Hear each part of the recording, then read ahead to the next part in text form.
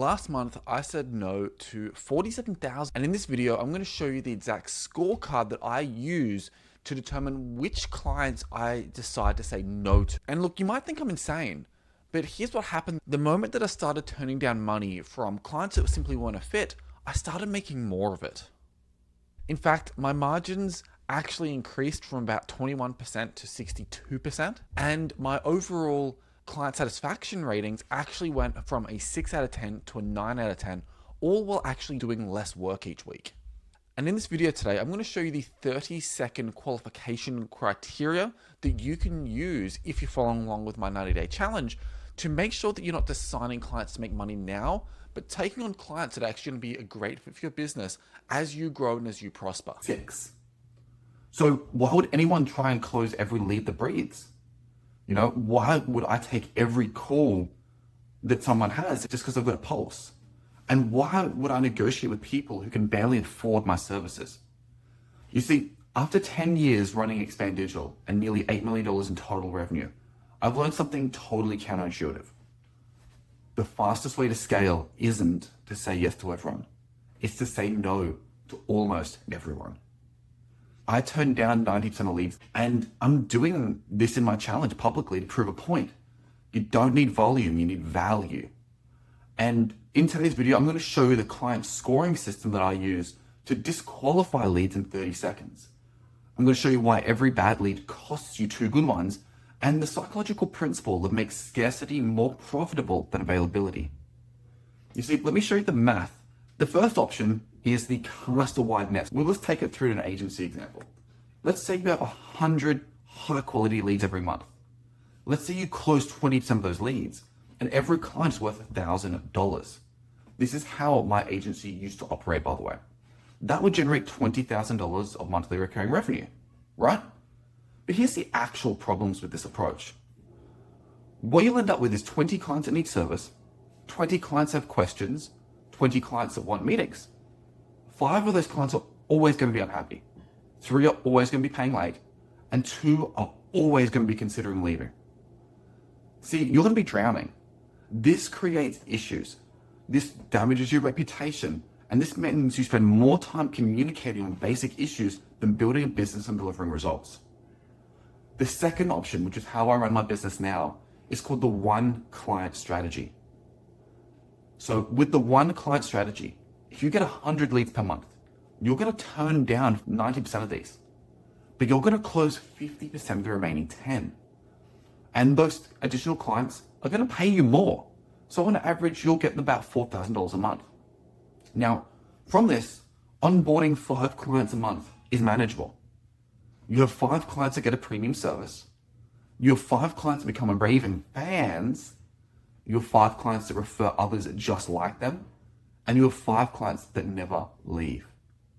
I've had clients with me for 8 years. 8 years. And it took me a long time to realize that I did this principle in order to get them.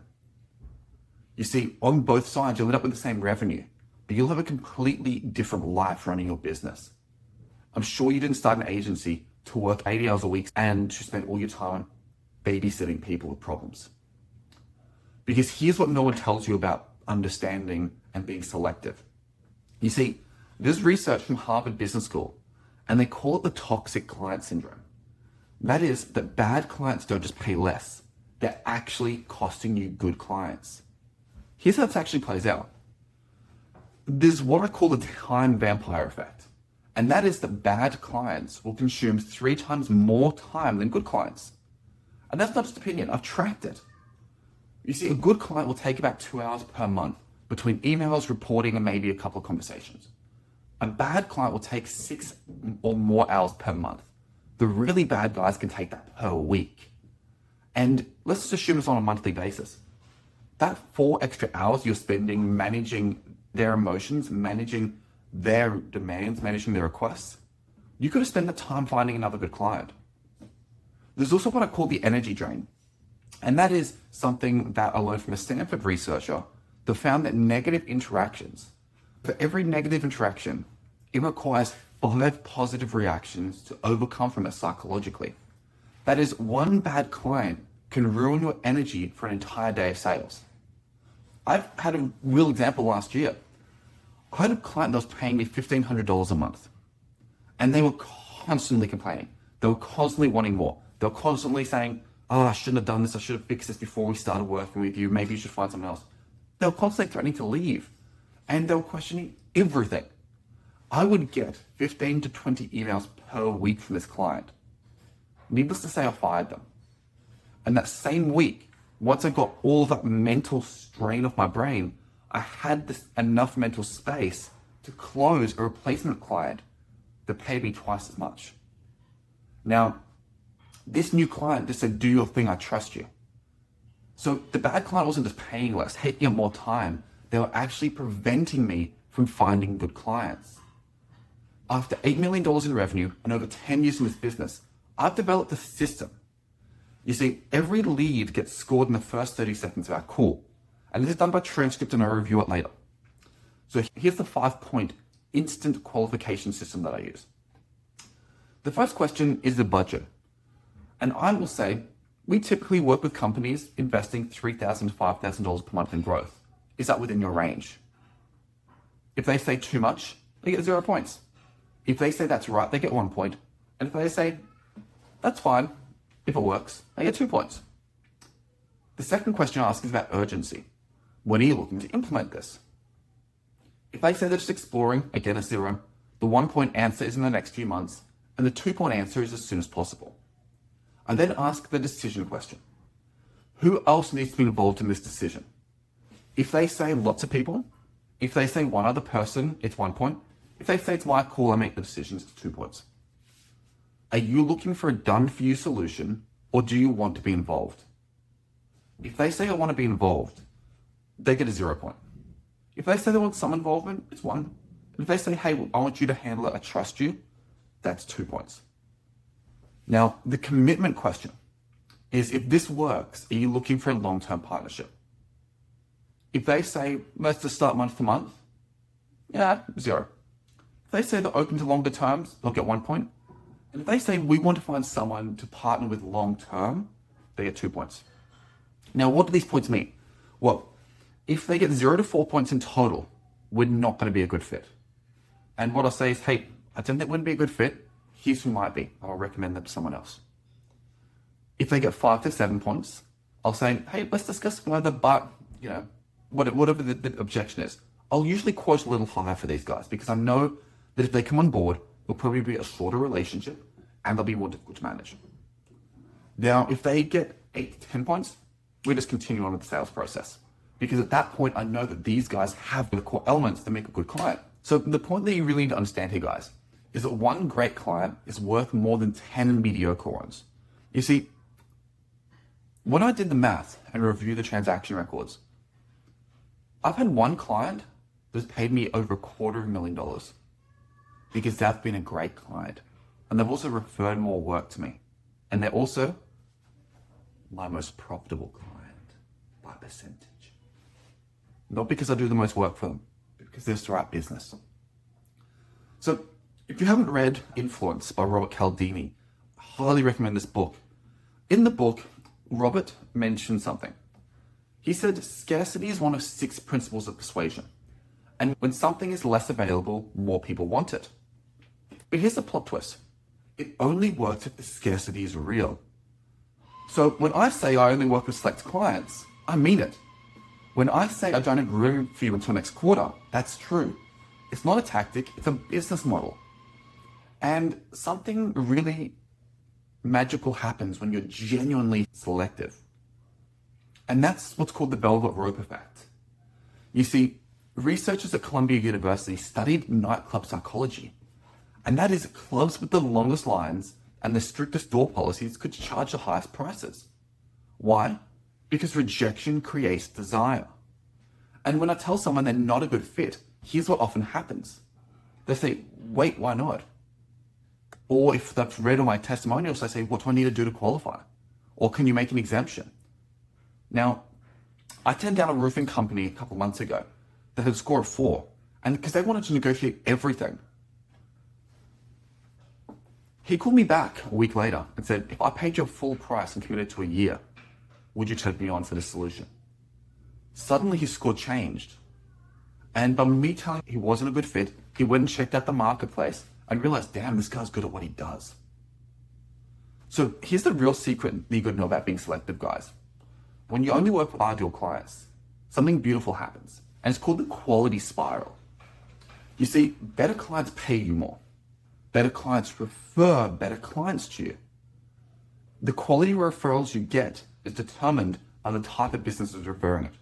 If you are only working with $500 a month clients that are starting their business and have no money, guess who they're going to hang out with? They're going to hang out at the bar with people in the same situation. If you're working with multi-million-dollar companies who are absolutely crushing it, guess where they hang out? They hang out in masterminds with other businesses just like them. And that's who starts becoming their referral partners. I had one client as a friend. I went and showed him some stuff. And he's like, hey, this isn't a good fit for my business, but let's jump on the phone. I want to make you a few referrals. I had 3 referrals to companies that were doing $20 million a year of sales within 20 minutes. 3 phone introductions, 3 booked meetings, because it's about the quality of the referrer. How did I make that friendship? I was a part of a $100,000 a year mastermind. So, as we said, better clients pay more, better clients refer more, better clients also leave better reviews, better clients create better case studies. So the thing is, better case studies, better reviews, and better referrals help you create and attract better clients. Again, this is a virtuous cycle and it compounds over time. But guys, here's the truth. It's called the profit paradox. More revenue does not mean more profit. In fact, I've learned this the hard way. Sometimes it means less. You see, when you scale to huge monthly revenues with lots of clients, here's what happens. You need more staff, you need more systems, you have more meetings with clients and with staff and with vendors, you have more problems and more stress. Ultimately, your overhead will eat your profits, and the complexity then eats your soul. You see, I've seen agencies doing $100,000 per month taking home less than agencies doing $40,000 per month. Why? Because the $40,000 a month agency has about 10 clients and needed 1 assistant. The $100,000 a month agency had a team of 20 people in order to deliver. Because what happens is you start needing middle management. You start needing to build out a marketing team and a sales team and a delivery team and a project manager here and a middle manager here. It becomes complex. I've been there, I've done it, I adjusted my business model because I saw what was happening to my bottom line. Because the maths are brutal here, guys. More revenue usually means more overhead and small profit, which becomes a big headache and a lot of risk. Moderate revenue means a low overhead and high profit, which generates you a peaceful life. And this is why I'm doing this challenge, is to prove you don't need massive scale. You need strategic selection. So guys, here's how I position scarcity on my sales calls. The first frame that I use is, after I've done introductions, is to say, hey, before we dive in, I should mention, I only work with a select number of clients to maintain quality. If it's a mutual fit, we can go ahead, but let's make sure it's a mutual fit first. Now, this is 100% true. And it's a really unique paradox.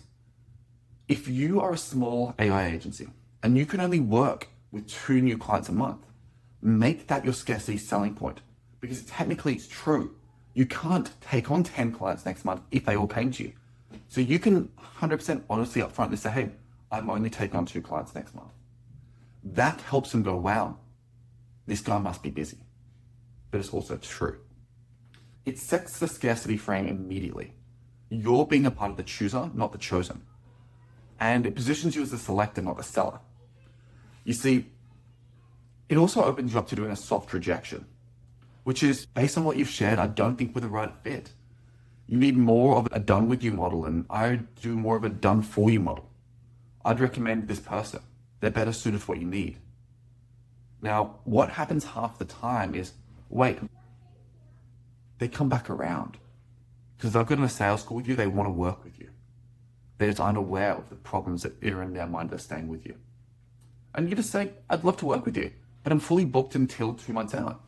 I can put you on the waiting list, but I have to be honest, I rarely have spots open up early. Should I add you to the list? If not, you're like, hey, I'd love to work with you. I can start and we can kick this off in 3 weeks' time. I just can't start immediately. Again, it creates scarcity, creates urgency, and what makes them want to jump in to that waiting list spot. Now, if you do a waiting list spot, you have to take a deposit. So this approach, it creates urgency for the next spot, and it gives you the ability to justify your premium. And that is, you can then go with, the reason I charge $4,000 a month is because I only take select clients. You get a level of attention to results that's impossible at scale. You see, my clients typically see an ROI in 60 days because they get my full focus. And the scarcity justifies the premium pricing. Then you can go into a qualification reversal, which is, instead of why should you hire me, it becomes why should I take you as a client? And this becomes a very powerful persuasion technique, and it shifts the power dynamic, which actually sets up a really great relationship. Most agencies are exhausted, overwhelmed, and underpaid. Guys, which one do you want to be?